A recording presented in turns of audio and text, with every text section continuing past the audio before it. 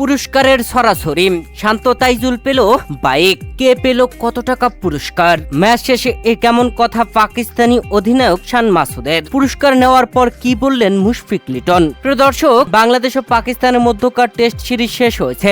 ঐতিহাসিক জয় তুলে নিয়েছে বাংলাদেশ। পরপর টানা 2 ম্যাচে হারিয়ে আর বিশেষ করে পরপর টানা 2 সিরিজে পাকিস্তানকে হোয়াইট ওয়াশ করে ইতিহাস গড়ল বাংলাদেশ।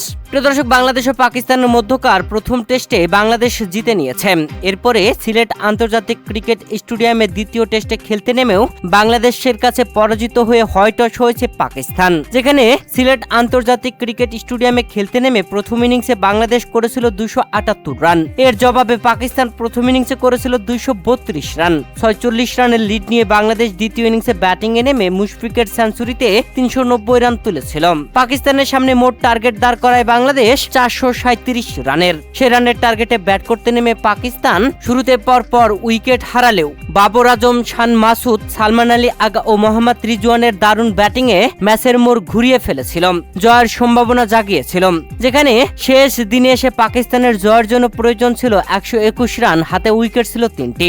অপরাজিত ব্যাটিং এ থাকা মোহাম্মদ রিজওয়ানের রান ছিল 75 রান। তবে শেষ দিনে এসে ব্যাটিং এ নামার পর মোহাম্মদ রিজওয়ানও টিকতে পারেননি। পরপর 3টি উইকেটই প্রথম সেশনে হারিয়ে ফেলে পাকিস্তান। যেখানে সাজিদ খানকে তাইজুল ইসলাম আউট করে প্যাভিলিয়নে পাঠান। এরপরে মোহাম্মদ রিজওয়ানকে আউট করে প্যাভিলিয়নে পাঠান শরীফুল ইসলাম। বাংলাদেশ যেন জয়ের উল্লাসে মেতেই ওঠে। এরপরে তাইজুল ইসলাম পাকিস্তানের শেষ উইকেট খোররাম শেহজাদকে প্যাভিলিয়নে পাঠিয়ে বাংলাদেশের জয় নিশ্চিত করেন। বাংলাদেশ 78 রানের অসাধারণ জয় তুলে নিয়েছে। আর এই ম্যাচে জিতে সিরিজে জিতে নিয়েছে বাংলাদেশ, তাও আবার হোয়াইট ওয়াশ করে।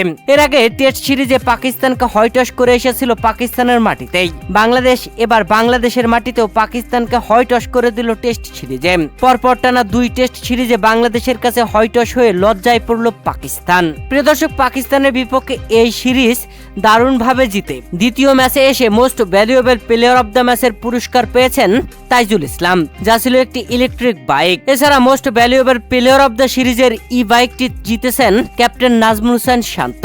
প্রিয় দর্শক, দুর্দান্ত শতক ও 50 তুলে ম্যান অব দ্য ম্যাচ নির্বাচিত হয়েছেন লিটন কুমার দাস। আর ম্যাচ সেরার পুরস্কার হিসেবে তিনি পেয়েছেন $1500, যা প্রায় বাংলাদেশি টাকায় 1,80,000 টাকার মতো। আর ম্যাচ সেরার পুরস্কার নেওয়ার পরে লিটন কুমার দাস উপস্থাপকের করা প্রশ্নের জবাবে বলেন, বলতে পারেন সেরা সেঞ্চুরি। টেল এন্ডারদের সাথে ব্যাট করা সহজ নয়। সব ফিল্ডার বাইরে ছিল, প্রথম দিনের উইকেটও অত সহজ ছিল না। প্রিয় দর্শক, যেই সেঞ্চুরির কারণে ম্যান অব দ্য ম্যাচের পুরস্কার পেয়েছেন লিটন কুমার দাস। আর এই সেঞ্চুরিটাই ক্যারিয়ারের সেরা সেঞ্চুরি বলে মনে করছেন লিটন কুমার দাস। প্রিয় দর্শক, পাকিস্তানের বিপক্ষে 2 টেস্টেই দারুণ খেলেছেন মুশফিকুর রহিম। তাই তো ম্যান অব দ্য সিরিজ নির্বাচিত হয়েছেন মুশফিক। দ্য সিরিজ পুরস্কার হিসেবে মুশফিকুর রহিম পেয়েছেন $2500, যা বাংলাদেশি টাকায় প্রায় 3,05,000 টাকার মতো। আর ম্যান অব দ্য সিরিজ নির্বাচিত হওয়ার পরে উপস্থাপকের করা প্রশ্নের জবাবে মুশফিকুর রহিম বলেন, আলহামদুলিল্লাহ, এটা অনেক বড় পাওয়া। ছেলেরা এমন সাফল্য ডিজার্ভ করে। গত কয়েক বছরে যেভাবে খেলেছে সবাই, তারা এই কৃতিত্ব পাও না। এছাড়া মুশফিকুর রহিম আরো বলেন, আমি দেশের জন্য খেলেছি। এটা সহজ কাজ নয়, এখানে কঠোর পরিশ্রম করতে হবে, কাজ করে যেতে হবে। আমি আমার জীবন উপভোগ করে যাচ্ছি। সর্বশক্তিমান আল্লাহকে ধন্যবাদ জানাই। প্রিয় দর্শক, পাকিস্তানের বিপক্ষে সিরিজ জয় বাংলাদেশের। আর এই সিরিজ জয়ের ট্রফি বাংলাদেশ দলের অধিনায়ক নাজমুল হোসেন শান্তর হাতে তুলে দেন আম্পায়ার্স কমিটির চেয়ারম্যান আজহার আলী খান। আর ট্রফি নিয়ে উল্লাসে মাতে বাংলাদেশ দল। প্রিয় দর্শক, বাংলাদেশের কাছে পরপর টানা 2 ম্যাচের হোয়াইট ওয়াশ হওয়ার পর পাকিস্তানের অধিনায়ক ম্যাচ শেষে উপস্থাপকের করা প্রশ্নের জবাবে নিজেদের ভুল স্বীকার করে নিয়েছেন।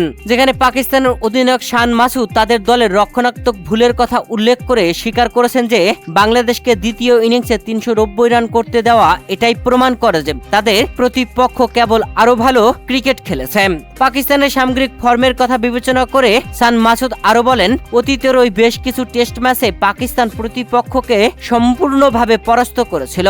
যদিও তিনি মেনে নিয়েছেন যে ফলাফল সবসময় তাদের অনুকূলে যায় না। শান মাসুদ আরো মনে করেন, যদিও তারা আরো ভালো কৌশলগত সিদ্ধান্ত নিতে পারতেন এবং তাদের পরিকল্পনাগুলো আরো কার্যকরভাবে বাস্তবায়ন করতে পারতেন, তবুও শেখা খেলারও একটি মৌলিক অংশ এবং ভবিষ্যতে আরো ভালো ফলাফল অর্জনের জন্য দল কঠোর পরিশ্রম করতে দৃঢ় প্রতিজ্ঞ।